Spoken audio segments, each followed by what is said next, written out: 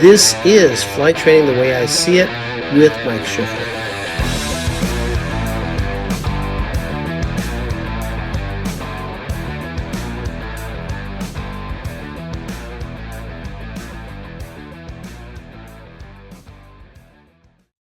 Hello, everybody, and welcome to another episode of Flight Training the Way I See It, news and opinion on all things flight training with your host, Mike Schiffler. This is the June 2026 video podcast of our newsletter, and let's get into it. We're going to start talking about many things today.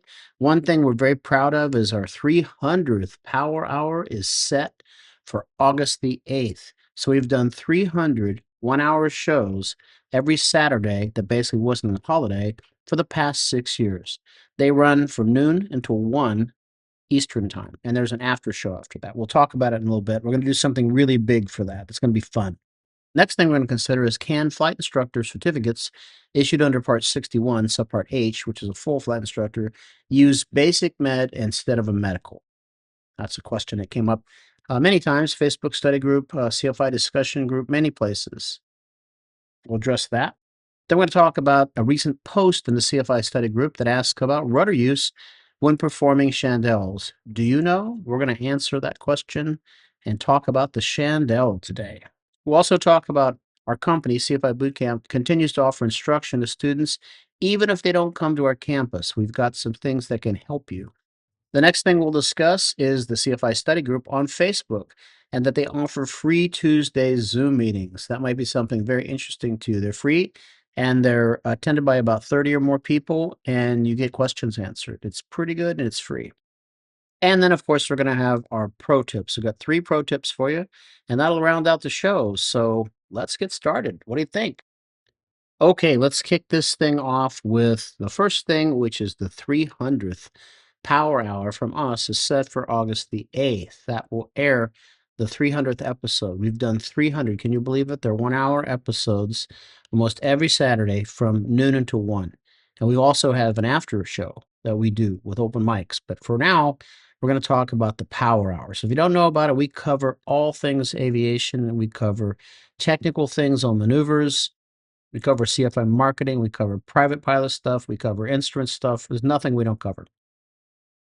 Cover simulation, air traffic control, passenger briefings last week. So in June, over 6 years ago, we started the Power Hours, and we had 8 people. We grew into a real venue for aviation now with over 500 attending on Saturday all around the world. A lot of people, mostly U.S., but we have people from Germany. We have people from Italy. We have people from the Middle East. Big attendance. And then on Saturday, we have an after show as well we'll talk about. But on Wednesday, we do a rebroadcast. It's a recorded broadcast, but we're there to answer questions and have the after show.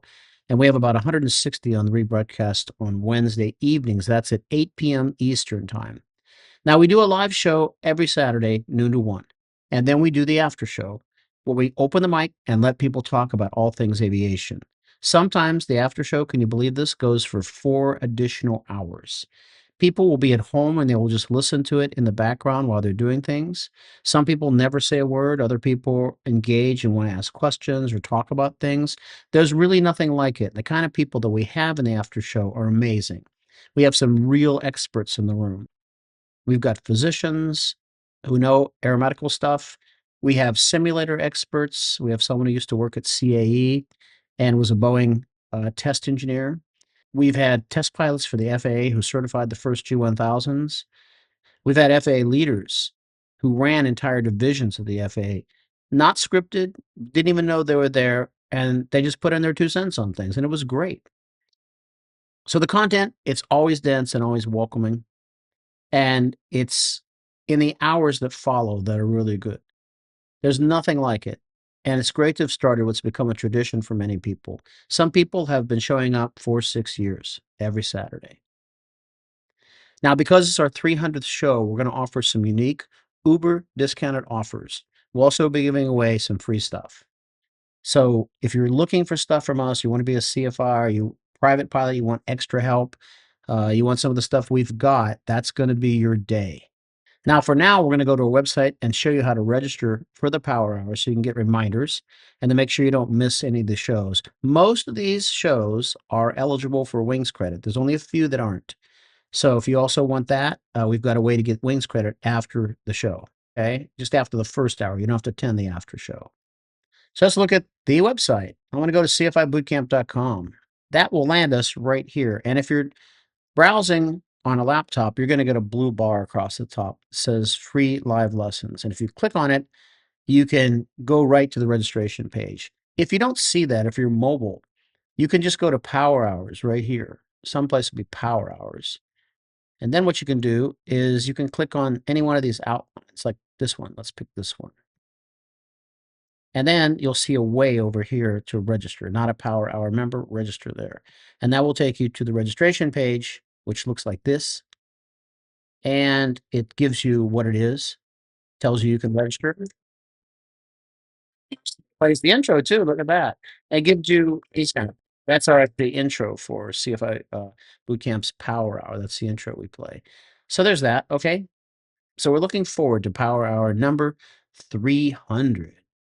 Okay, now let's switch gears and talk about something a little technical, flight instructor centric, and that is, can flight instructor certificates or can flight instructors with certificates issued under Part 61, Subpart H, that's the full flight instructor, use basic med instead of a medical? Now, there are Subpart K instructors, those are sport pilot instructors. Subpart H can do everything. So here's the answer.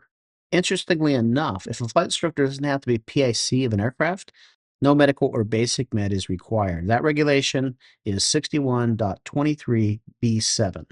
Now, by the way, you're thinking, I'm listening to this in my car, and how am I going to remember all this stuff? These websites to go to. I didn't even see the website. You say it was a video podcast. Well, you can go to our website, and at the bottom of the page, cfibootcamp.com, you can register for the newsletter. Then you'll get a copy of this, a PDF copy that comes to your email. We only do these every month. But then you'll have a written record of the whole thing, because really what I'm doing is narrating the newsletter and embellishing it with some things as I see fit along the way. And there'll be clickable links in the newsletter as well, along with sometimes offers or other sorts of things that are there of interest, okay? So a flight instructor can fly under basic med as long as they meet the requirements and limitations for doing so. So this is specified in 61.23 Charlie, Section 7. That's where it says so. It also refers you to 61113I, tells you that you can use basic med instead of a third class medical when exercising private pilot privileges or sport or recreational. And you're just subject to the limitations of the private pilot at that point and the basic med requirements. So we can go over basic med at another time. Well, I guess we can hit on some of the key points. So if you want to use basic med, you can do that if the airplane is 12,500 pounds or less max takeoff gross weight. It can't have more than 7 seats. It can't have more than 6 passengers. You can fly night, you can fly day, you can fly IFR, you can fly VFR. You can't fly faster than 250 knots indicated airspeed, and you have to fly below 18,000 feet MSL. So if that airplane is your airplane, then you can use basic med. And a flight instructor can use basic med as well, because you're not flying for hire. You're not using your commercial pilot certificate privileges to instruct in an airplane. So let's talk about that. The FAA has long held that a flight instructor is not flying for hire when giving instruction. That's why no medical, or in some cases, basic med is all needed. Sometimes you don't need anything more than basic med. And if you're a sport pilot flight instructor, you simply need a driver's license. Now, your first inclination of not flying for hire would be in Part 119. 119.1 is a regulation, and it lists all the things you can do and not need an air agency certificate, a 135 or 121 certificate. And then there is student instruction. And we use the word student loosely. We now use the word learner instead of student, although the regulations still say student everywhere. So flying for hire would require a second-class medical and a commercial pilot certificate. So if we wanted to fly for someone who is providing transportation and you're flying the airplane, that's flying for hire. But because CFI is not flying for hire, the second-class medical isn't required. In fact, the CFI is not even exercising the privileges of their commercial pilot certificate. You only need that and an instrument rating to be eligible for a flight instructor certificate with an airplane rating. Flight instructors can still charge for ground or flight instruction without holding a medical or basic med. Teaching is not flying for hire. So the bottom line is that a flight instructor only needs a medical or basic med if they need to be pilot command of the aircraft. If they're a sport pilot CFI, then just a U.S. driver's license is required to be PIC as long as they fly under the privileges and limitations of sport pilots. There you go. Hope we cleared that up for you. Now let's get into a commercial maneuver. You've heard about these, maybe Chandelles. So one of the latest posts in the CFI study group asks about rudder use when performing Chandelles. And I say, do you know? So here's the post from the CFI study group on Facebook about rudder use when rolling out of a Chandelle. So this is during the rollout, not the roll in. So about the Chandelle. When rolling out of a Chandelle, which requires less right rudder? When rolling out of a Chandelle started to the left or to the right? That's the question. So you can think about it for a second, but there is a difference here. Ready for the answer? Of course you are. So you're starting the Chandelle to the left, and then your rollout's going to be with right aileron, right? If you start a Chandelle to the right, going to the right, then you're going to roll out with left aileron. So that's a little bit of a hint. Okay, the answer. The answer is when rolling out of a right Chandelle. You've done a right Chandelle, and now you're going to have to use left aileron to roll it wings level. So why? So when you roll out of a Chandelle, you were in a climbing right turn, right in the Chandelle, if you're doing one to the right. You need to use left aileron to roll the airplane level. That downward deflection of the right wing aileron both raises the wing, causes the roll, but it also creates adverse aileron yaw, which is yaw opposite to the direction of applied aileron. So the yaw is going to be to the right against the left turning tendency. So it's helping to cancel the left turning tendency's effect on you, thus causing you to use less right rudder. And when the Chandelle to the left, so you're turning to the left, now you're raising the wing back to level with the right aileron. That's used to raise the left wing. This also causes adverse aileron yaw, but the yaw is in the same direction as left turning tendencies.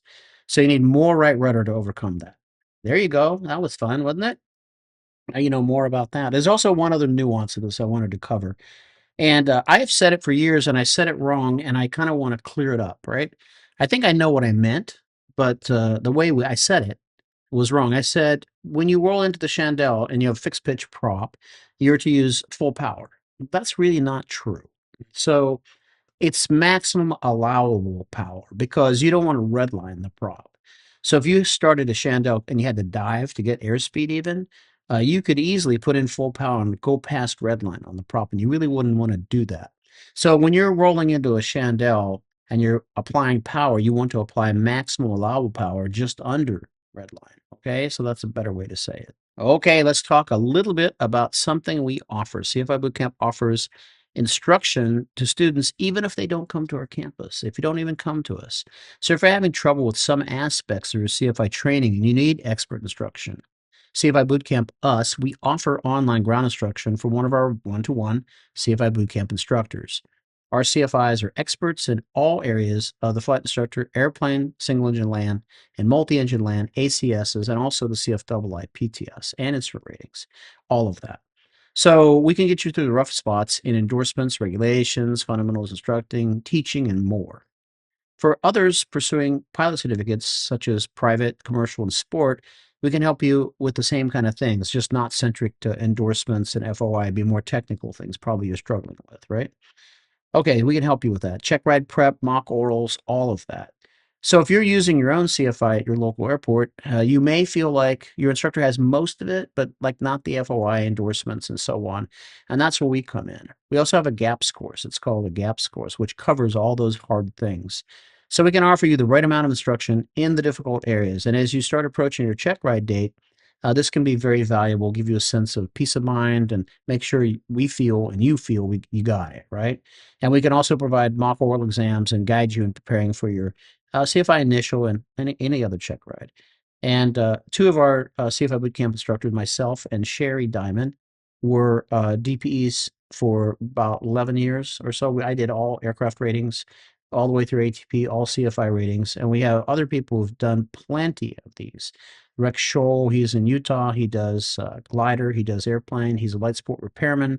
He's powered parachute instructor, airplane, about 4,000 hours of time. So he can also prepare. We got plenty of people that are highly qualified. So that's what I would say about that. So if you're looking for that, you can go to our website, cfibootcamp.com. You can also send an email to info@cfibootcamp.com. That always gets to someone who will read that.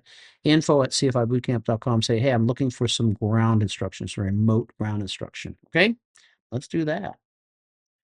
Now we're going to talk about a Facebook group that you should join. Yes, I said the F word, Facebook. I know we mostly hate it. We know it's difficult, clunky sometimes, privacy issues, all of that. But unfortunately, there's no other way to join this group yet.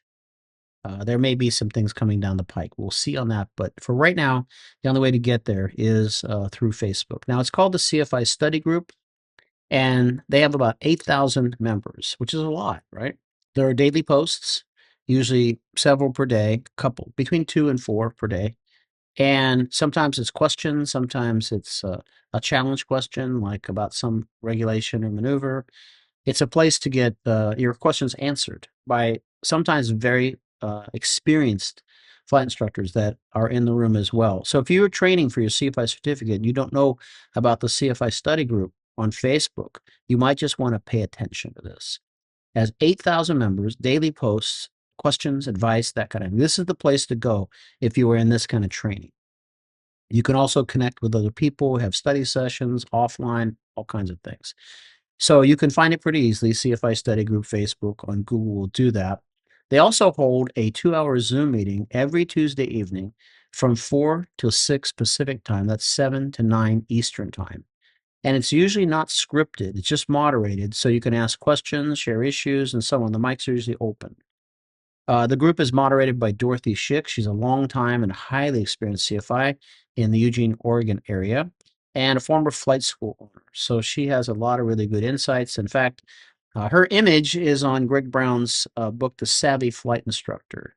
You see, looks like a girl in a what was the thing called, the leather head covering and goggles for an airplane, that the open cockpit. That was her. So anyway, she's widely known. She's very humble, and you wouldn't even know what she knows. But when she says something, you go, I think she really knows. So she moderates usually.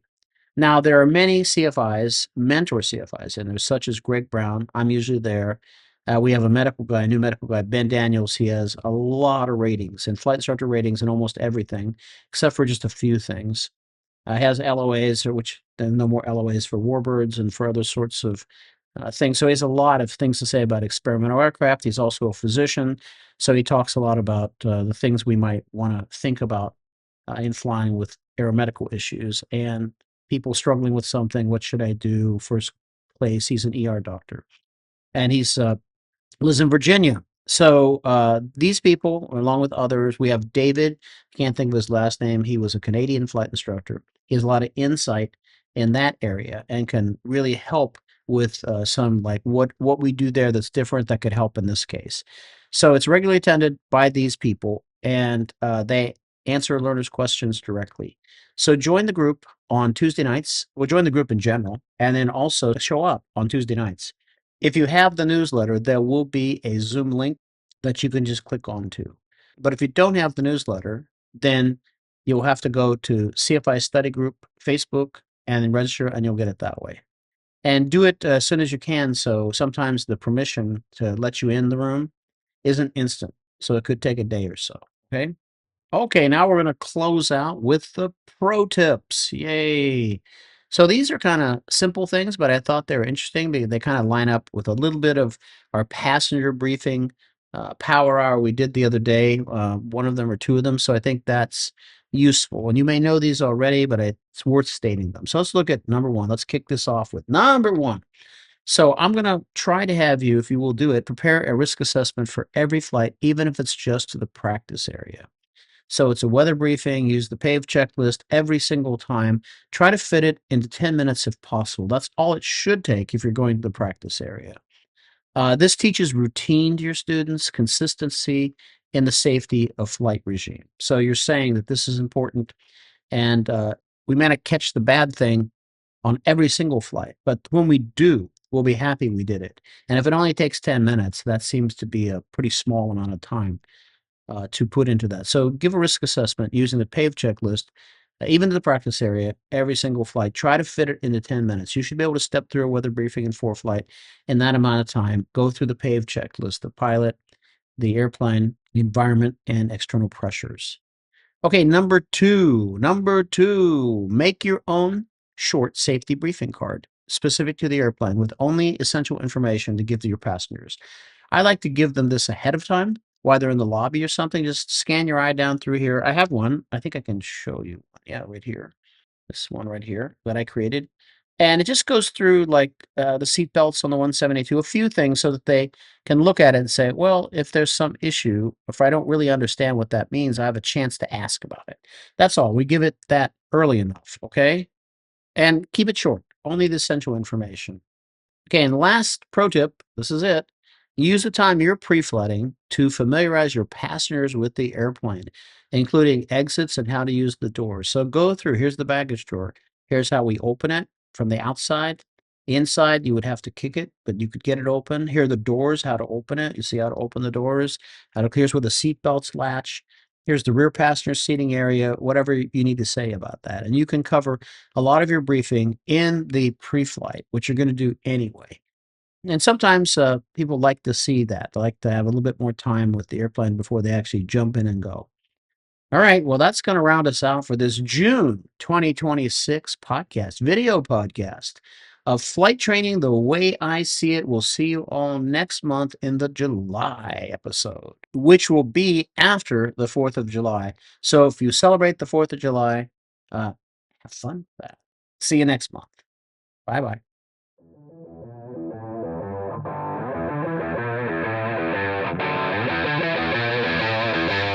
This has been a production of Flight Training the Way I See It.